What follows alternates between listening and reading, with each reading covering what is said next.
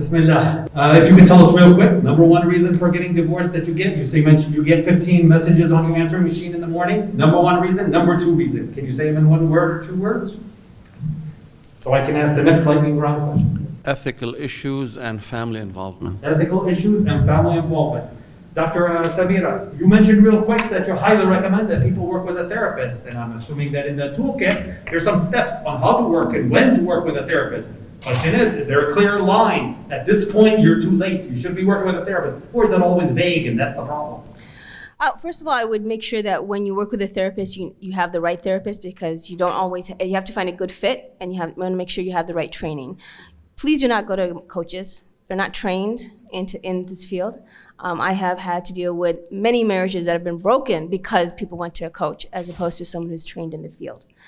So that was one, and then the question was also— is there a clear line? Now you should go to a therapist. Your problem's this big. Yeah, if you have tried reading and that hasn't made any difference, if you tried having conversations, that doesn't help, and then it's time to go to a therapist. You don't wait to the end. Start at the beginning. When it's just at the beginning, then you're able to do a lot more than when it's been years and years of marriage conflict. There's a lot more hurt that's involved, and it's much harder to undo kind of the misunderstandings. It's possible. I've worked with couples who've been married 10 years and been angry and upset, and now, alhamdulillah, they're in a better place, and we were able to prevent a divorce. However, both parties need to be open and willing to change. And I think that's important. You can't always blame one person or the other. Sheikh Kifah, 4 questions involve preempting divorce when preparing for a marriage. You mentioned real quick about some of the ethics, and if a person had good ethics, and family involvement are the top 2 issues. What can you tell us real quick about pre-marriage? I know that people just generally talk about mahr mu'akhar. Is there more that people should be talking about to prepare themselves to avoid divorce? Well, better homework done, long, healthy relationships, sustainability, inshallah ta'ala. I would suggest the most important thing, selflessness. Most of the problems come from the ana, the I. That you want to stand for everything you think you are right. Actually, I want to quote. Ibn Ata al-Sakandari is a great scholar that says, أصل كل شهوة وغفلة الرضا عن النفس. The origin of every problem, if it was a sin or a pleasurable desire, is self-satisfaction. When you are self-pleased with yourself, you see yourself better than others. There is no one to tell you anything that you can take as an advice. You think you are higher than anyone else. You don't have reception to what is right and what is wrong. And this mentality cannot survive in a marriage. Because marriage, you're gonna deal with the same problem that 2 people have to take a decision on it. If you think that you are number 1 and you are the only one, well, there's a partner that has to take a decision with you. You cannot just take it upon yourself. So if we can teach ourselves to be able to incorporate a decision making with another partner in life as a spouse, and what we look and expect, like, on ethical matters, and why don't we apply it in marriage? We hear about the Shafi'i saying, how did you reach this level of piety and taqwa? He said, I never met a Muslim, but I felt he's better than me. Beautiful. Can you apply that with your spouse? When there's a problem, can you see that your wife could be a better person than you, or your husband can be a better? At the moment you drop the ana, then there's a chance for better relationship. The Prophet, ﷺ, let me just finish with this, receiving revelation, ﷺ, revelation as Quran and the Sunnah as the wahi that Allah gave to him. After the Sulh of Hudaybiyah, and he decided that he's not going to go into Mecca for Umrah. and he used to go back to Medina without going Umrah. You know, a huge problem happened. Umar came. Didn't you say you saw a dream we're going to enter Mecca? لا تدخلون المسجد الحرام. You know, there was a verse in the Quran and the Prophet told them, and then the Prophet decided to walk back. He said, I am the messenger of Allah and Allah will support me.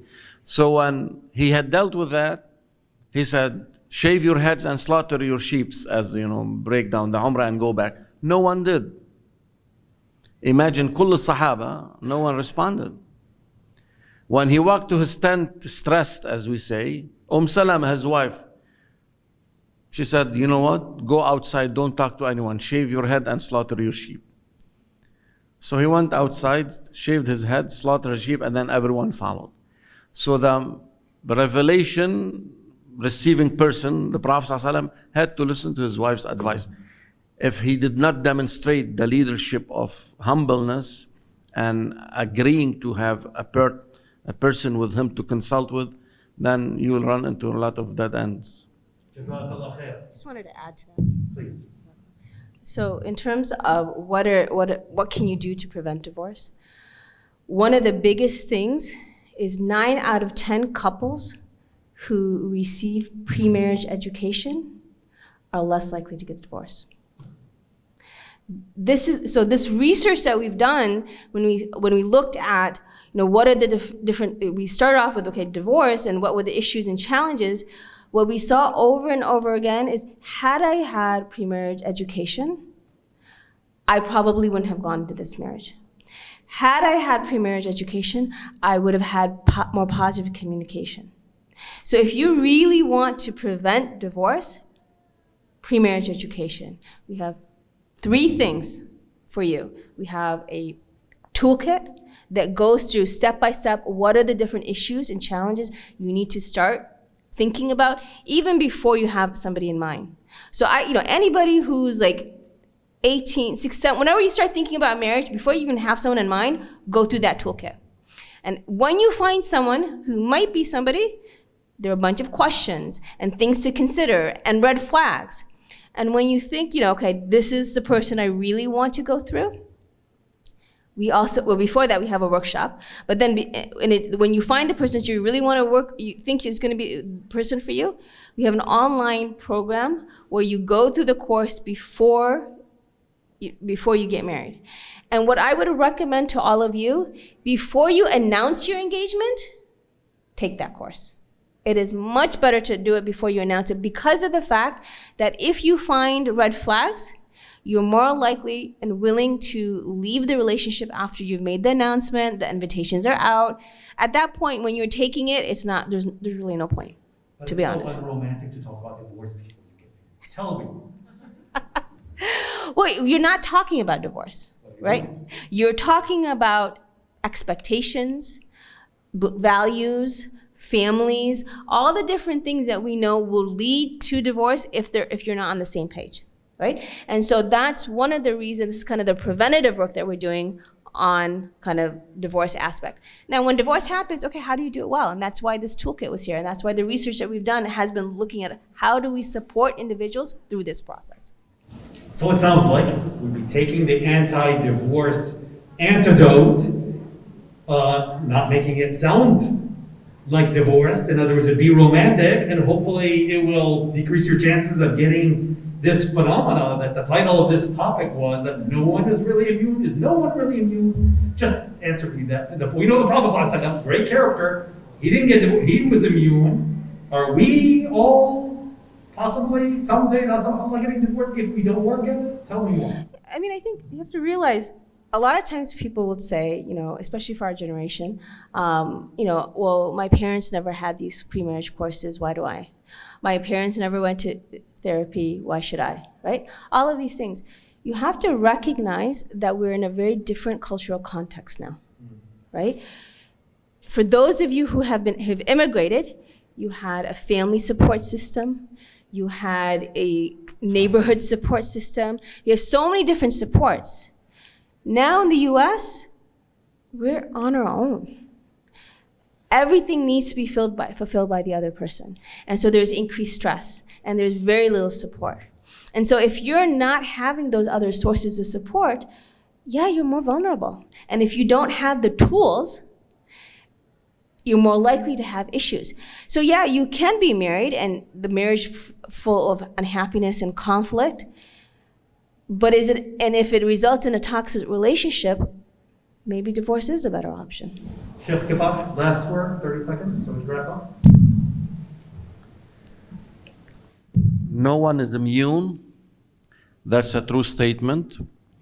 But there is a lot of marriage to enjoy. Marriage is a journey to serve Allah. It is not a target. It is not the end. If you understand that with a spouse you are a better servant to God, then God is the journey you are journeying to. If you just can't figure that out, then you will work on beautifying the journey with your spouse to please Allah subhanahu wa ta'ala. But if you're journeying to your spouse, then you're running to someone who's imperfect. There's going to be a lot of bumps. Allah is the direction. فَفِرُّوا إِلَى اللَّهِ. If you know how to journey to Allah together, you'll be in good shape, inshallah. And you can leave this session by saying what I learned today is Sheikh Kifah said, there's a lot to enjoy in marriage. And I regret telling him that we're ending the session because I want to hear more about that for a different time, inshallah. Let's wrap it up, inshallah. Jazakumullah khair for all of that and all those who have